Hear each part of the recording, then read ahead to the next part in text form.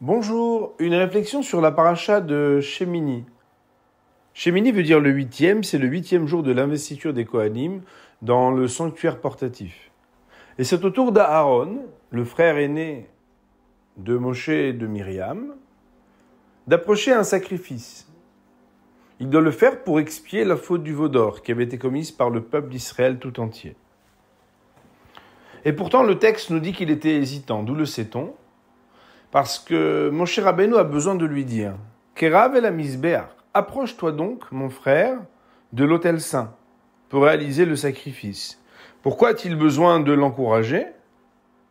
C'est parce qu'il était bosh veyaré. Il avait honte et il avait peur. Moshe de l'encourager, de le rassurer, en lui disant « Pourquoi as-tu honte ? C'est pour cela que tu as été choisi. » Une expression un peu bizarre, puisque d'un côté, il lui dit que c'est pour ça qu'il a été choisi, et de l'autre, il lui reproche, en tout cas, il le fait réfléchir sur sa honte, et bizarrement, pas sur sa crainte. Nos maîtres m'ont expliqué que Aaron était honteux, parce qu'il avait quelque part à son niveau participé ou pas assez empêché le peuple d'Israël de commettre la faute du veau d'or.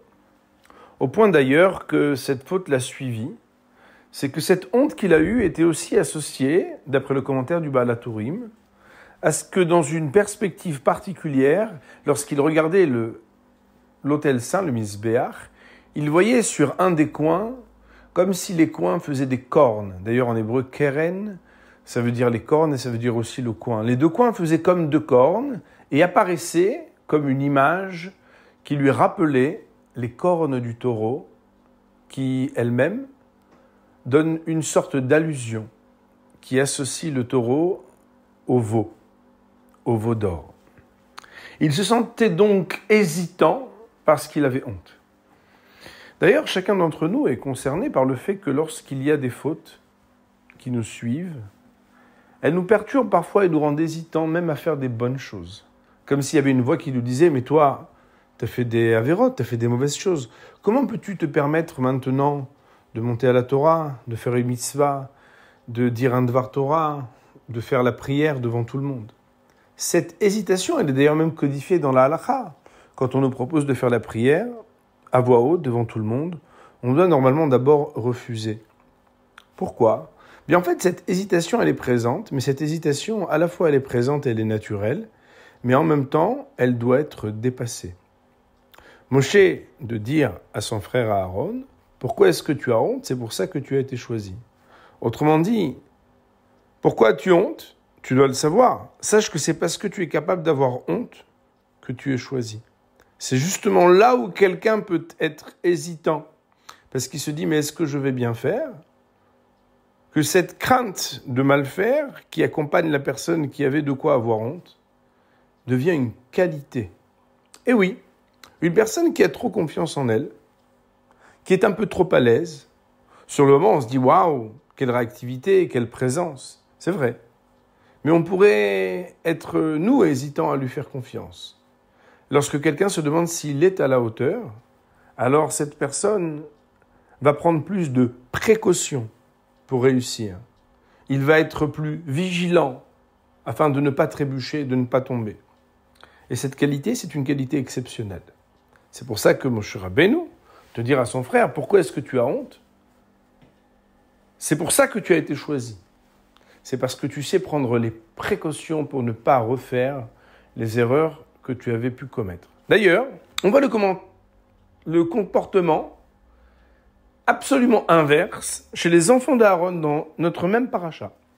Les enfants d'Aaron, Nadav et Avihu, vont venir et vont approcher un feu étranger. Le résultat va être terrible, c'est qu'ils vont être dévorés par un feu du ciel. Très succinctement, mais on pourrait en parler longtemps. D'ailleurs, le Rav Dessler dénombre 15 raisons qui, selon les différents commentaires du Midrash et des Rishonim, des sages du Moyen-Âge, vont expliquer le fond de la faute de ces enfants de Aaron à Cohen, qui étaient pourtant des personnes exceptionnelles, en disant que le dénominateur commun, le point commun de toutes ces raisons, c'est le fait d'avoir eu un peu trop confiance en eux-mêmes.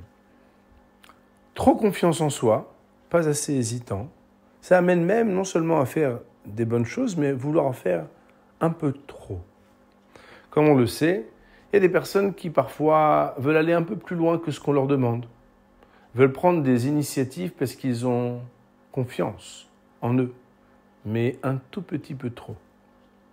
Et quand le texte dit « Esh zara asher lo tzi baotam », ils ont approché un feu étranger qui ne leur avait pas été ordonné. C'est tout simplement que dans la vie, il faut être capable de prendre les précautions de bien faire ce qu'on doit et de rester vigilant à ne pas vouloir prendre des initiatives sous prétexte qu'on a trop confiance en soi, là où on ne nous a rien demandé.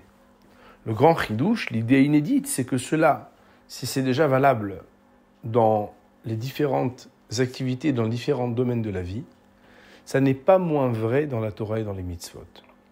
Un homme qui est vigilant et qui prend des précautions, qui sait avoir honte et conscience de ses manques, et qui va les surmonter, mais en gardant toujours en tête une certaine crainte de mal faire, pour essayer de se parfaire, est digne de confiance.